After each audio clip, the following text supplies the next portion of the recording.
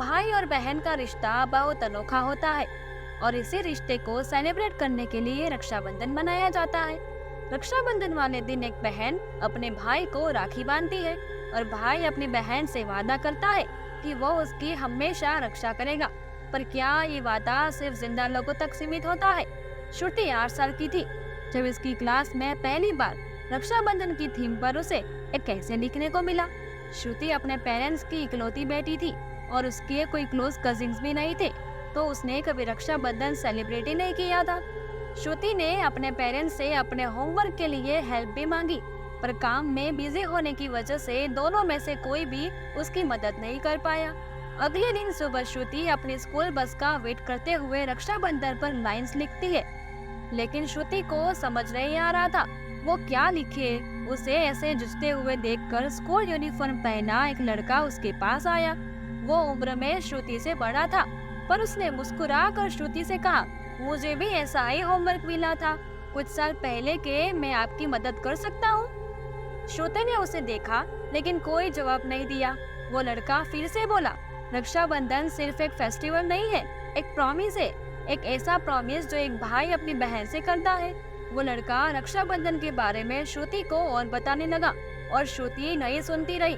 श्रुति ने उसकी बात पूरी सुनी नहीं, लेकिन फिर वो ध्यान से उसकी बातें सुनती रही और वो खुश हो गई क्योंकि अब उसका होमवर्क कंप्लीट होने वाला था। तभी अचानक उस बस स्टॉप पर श्रुति की बस आ गई। श्रुति हड़बड़ाहट में बस में चढ़ते चढ़ते उसे याद आया कि श्रुति ने उस लड़के को थैंक यू तो बोला ही नहीं।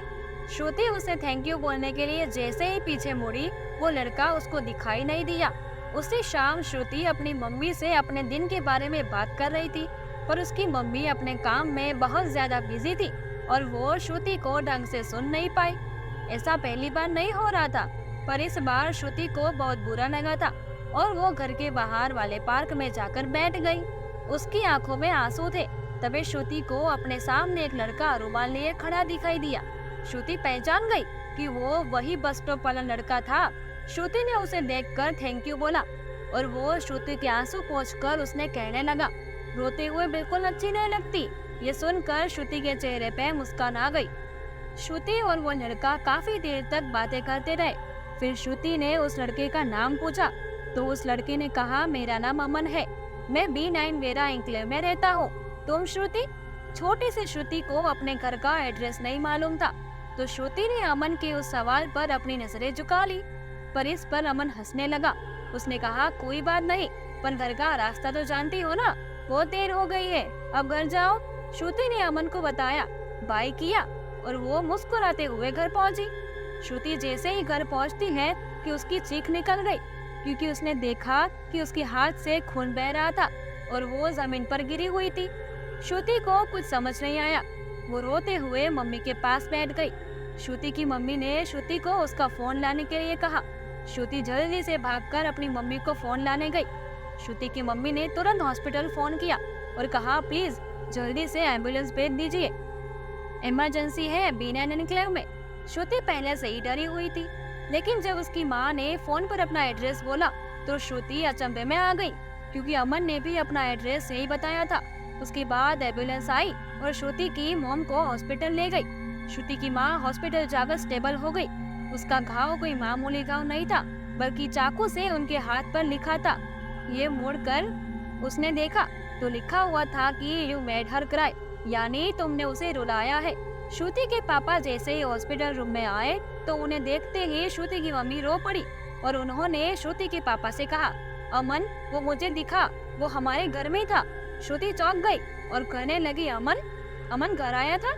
श्रुति के मुंह से अमन का नाम सुनकर श्रुति के पेरेंट्स के चेहरे के रंग उड़ गए। उन्होंने श्रुति से पूछा कि वो अमन को कैसे जानती है, तो श्रुति ने उनको बताया, अमन नाम का एक बुरी आंखों वाला लड़का उसे स्कूल यूनिफॉर्म पहने अक्सर मिलता है।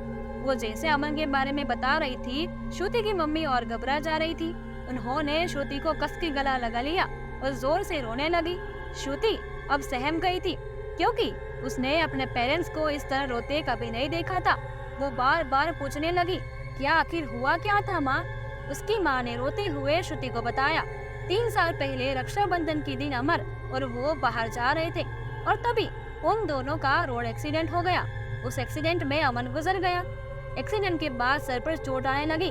उसकी वजह से श्रुति को मेमोरी एम्बायरमेंट हो गई।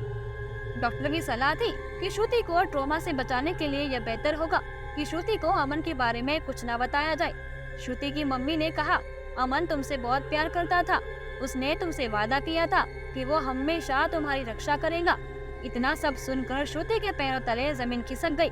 उसे इतना सब कुछ एक साथ सुनकर एक झटका लगा और तभी उसे अस्पताल की खिड़की के बाहर अमन खड़ा दिखाई दिया और श्रुति को मानो सब कुछ याद आ गया। इससे पहले कि श्रुति अपने मम्मी पापा को ये बताती कि माँ, अमन खिड़की के पास खड़ा है, वो वहाँ से हमेशा हमेशा के लिए गायब हो गया, फिर कभी वापस नहीं आया। आज भी श्रुति हर रक्षाबंधन के दिन एक राखी खरीद कर लाती है और घर के मंदिर में रखती है।